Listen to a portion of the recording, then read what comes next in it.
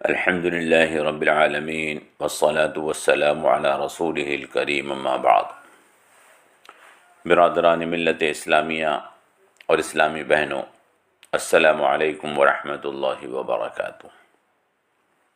آج ہم آپ کے سامنے اسلامی تاریخ کا ایک اور واقعہ پیش کریں گے جس سے اسلامی تاریخ کے کئی روشن ابواب کھلیں گے۔ یہ سبق آموز واقعہ تقریباً اسی وقت کا ہے۔ غزوہ بنو مستلق سے سن 5 سے فراغت کے بعد حضور نبی کریم صلی اللہ تعالی علیہ وسلم نے نجد کی طرف ایک دستہ روانہ فرمایا۔ انہیں راستے میں قبیلہ بنو حنیفہ کے سردار ثمامہ ابن اسال ملے۔ فوجی دستے نے انہیں گرفتار کر لیا۔ بنو حنیفہ وہی قبیلہ ہے جس کے ایک فرد مسیلمہ کذاب نے نبوت کا دعویٰ کیا تھا۔ حالانکہ نبوت کا یہ دعویٰ مسیلمہ نے بعد میں کیا، لیکن یہ لوگ اسلام کے شدید مخالف اور دشمن تھے۔ خود ثمامہ نبی کریم صلی اللہ تعالی علیہ وسلم کے شدید مخالفوں میں شمار ہوتے تھے، اور بعض روایات کے مطابق انہوں نے مسلمانوں کو قتل کرنے میں حصہ بھی لیا تھا۔ اس کا تذکرہ سیرت کی مختلف کتابوں میں، سیرت ابن ہشام وغیرہ میں موجود ہے۔ لہذا اسلامی فوج کے دستے نے ان کی گرفتاری اسی لیے کی تھی کہ وہ مسلمانوں کے قتل میں شریک تھے۔ حضور نبی کریم صلی اللہ تعالی علیہ وسلم ان دنوں مدینہ کی طرف آنے والے راستوں کی حفاظت اور نگرانی پر خصوصی توجہ فرما رہے تھے، کیونکہ مشرکین مکہ کے دوست قبیلے آئے دن مدینے پر شبخون مارتے رہتے تھے، جس سے مسلمانوں کو کافی نقصان ہو جاتا تھا۔ یہ فوجی دستہ جو حضور نے روانہ فرمایا تھا، یہ بھی اسی سلسلے میں گشت کے اوپر تھا۔ جب یہ فوجی دستہ مدینہ واپس آیا تو اس نے اور قیدیوں کی طرح ثمامہ ابن اسال کو بھی مسجد نبوی کے ایک ستون سے باندھ دیا۔ جب کسی وقت حضور نبی کریم صلی اللہ تعالی علیہ وسلم اس طرف سے گزرے تو آپ نے ان سے کہا، ثمامہ، تمہیں کچھ کہنا ہو تو کہو۔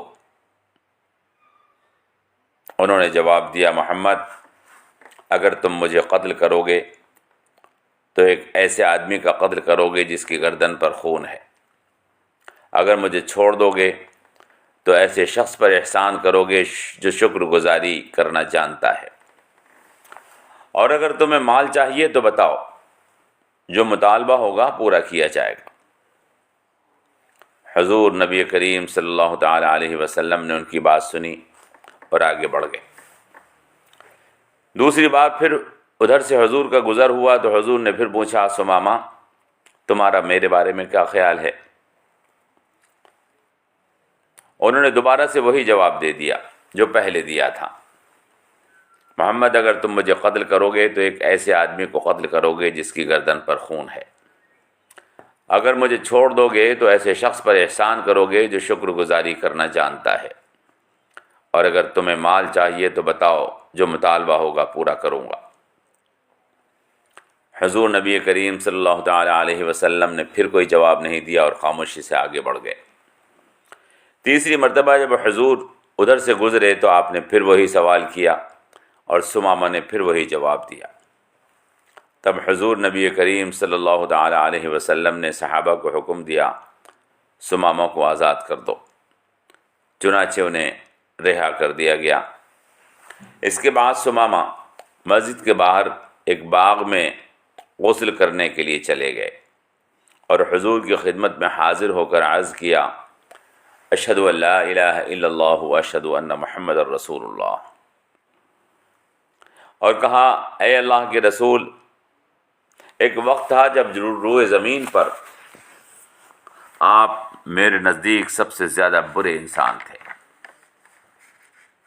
آپ کا چہرے سے برا کوئی چہرہ میرے نزدیک نہیں تھا، لیکن آج روئے زمین پر آپ کے چہرے سے زیادہ پسندیدہ اور محبوب کوئی چیز مجھے نہیں ہے۔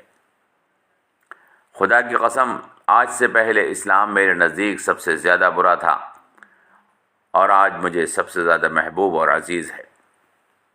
اور کوئی شہر آپ کے شہر مدینہ سے زیادہ مجھے ناپسند نہ تھا، مگر اب مجھے مدینہ سے زیادہ پسند کوئی شہر نہیں ہے۔ پھر کہا کہ اللہ کے رسول، مجھے جب آپ کے لوگوں نے پکڑا میں عمرہ کرنے کے ارادے سے مکے جا رہا تھا، کیا مجھے عمرہ کرنے کی اجازت ہے؟ حضور نبی کریم صلی اللہ تعالی علیہ وسلم نے ان کو اجازت دے دی کہ اپنا عمرہ پورا کر کے آئیں۔ ثمامہ عمرہ کرنے مکے چلے گئے۔ انہیں قریش مکہ ملے۔ مکے کے قریش نے کہا، ہم نے سنا ہے تم دین سے پھر گئے ہو۔ ثمامہ نے کہا، نہیں، خدا کی قسم، میں دین سے پھرا نہیں ہوں، بلکہ میں محمد صلی اللہ تعالی علیہ وسلم کے دین میں داخل ہو گیا ہوں۔ اور سنو، اب تمہارے پاس یمامہ کے گندم کا ایک دانہ بھی نہیں آئے گا جب تک محمد صلی اللہ تعالی علیہ وسلم اجازت نہ دے دیں۔ یمامہ وہ علاقہ ہے جہاں آج ریاض کا شہر آباد ہے۔ یمامہ مکے کے لیے غلہ اور غذائی اشیاء کے لیے منڈی تھا، اور وہیں سے مکے کو رسد آتی تھی۔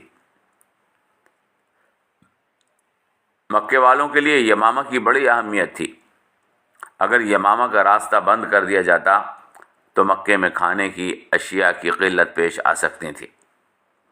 مکے والوں کو بڑی تشویش ہوئی۔ اس کے بعد عمرہ کر کے حضرت ثمامہ ابن اسال واپس اپنے قبیلے بنو حنیفہ تشریف لے گئے، اور وہ قافلے جو مکے کو گندم لے جاتے تھے انہیں منع کر دیا اور مکہ جانے سے روک دیا۔ چنانچہ مکے میں قریش کو اشیاء خورد و نوش کی قلت ہو گئی۔ انہوں نے حضور نبی کریم صلی اللہ تعالی علیہ وسلم کی خدمت میں ایک وفد بھیج کر درخواست کی کہ اشیاء خورد و نوش کی مکہ آنے کی اجازت دے دیں، اس سے مکے کے عام لوگوں کو پریشانی ہے۔ حضور نے ان کی درخواست کو منظور فرما لیا اور ثمامہ سے کہلا بھیجا کہ مکے کے گندم کو جانے کی اجازت دے دیں۔ یہ سارے واقعات بخاری شریف کتاب المغازی باب وفد بنو حنیفہ حدیث ثمامہ ابن اسال، مسلم شریف کتاب الجہاد والسیر باب وفد بنی حنیفہ حدیث ثمامہ ابن اسال، زاد المعاد جلد اول، صحیح مسلم باب الامداد بالملائکہ فی یوم بدر وغیرہ کتب میں، اور سیرت کی تقریباً تمام کتابوں میں موجود ہیں۔ اس واقعے سے نبی کریم صلی اللہ تعالی علیہ وسلم کے اخلاق، نرمی، قوت برداشت، دشمن کو معافی جیسے مختلف پہلوؤں کو دیکھا اور سمجھا جا سکتا ہے۔ اسلام کی دعوت کا اصل طریقہ لوگوں کو اپنے اخلاق اور کردار سے متاثر کرنا ہے، جس کا ایک ثبوت ثمامہ ابن اسال کا یہ واقعہ بھی ہے۔ ہمیں اس واقعے سے یہ سبق بھی ملتا ہے کہ نبی کریم صلی اللہ تعالی علیہ وسلم لوگوں کے اندر پوشیدہ شخصیت کو گہرائی کے ساتھ محسوس کیا کرتے تھے اور پہچانتے تھے، اور شریفوں کے ساتھ شرافت کا، بہادروں کے ساتھ بہادری کا، اخلاق والے لوگوں کے ساتھ حسن اخلاق کا، اور جو صفت جس کے اندر ہوتی تھی اسی کے مطابق اس کے ساتھ معاملہ فرماتے تھے۔ یہی وجہ ہے کہ آپ کی دعوت نہایت متاثر کن ہوتی تھی۔ اللہ تعالیٰ سے دعا کریں اللہ ہمیں نبی کریم صلی اللہ تعالی علیہ وسلم کی سیرت مبارکہ کو اپنی زندگی کا حصہ بنانے کی توفیق عطا فرمائے، اور سیرت کے ان مختلف پہلوؤں کو گہرائی اور گہرائی کے ساتھ سمجھنے اور محسوس کرنے کی توفیق عطا فرمائے کہ اب ہمارے اوپر لازم اور ضروری ہے کہ ہم دین کی دعوت کا کام کریں اور اپنے اندر ان صفات حمیدہ کو پیدا کریں جس سے دین کی دعوت کا کام ہمارے لیے آسان ہو۔ السلام علیکم ورحمۃ اللہ وبرکاتہ، والصلاۃ والسلام علی رسولہ محمد وعلی آلہ واصحابہ اجمعین۔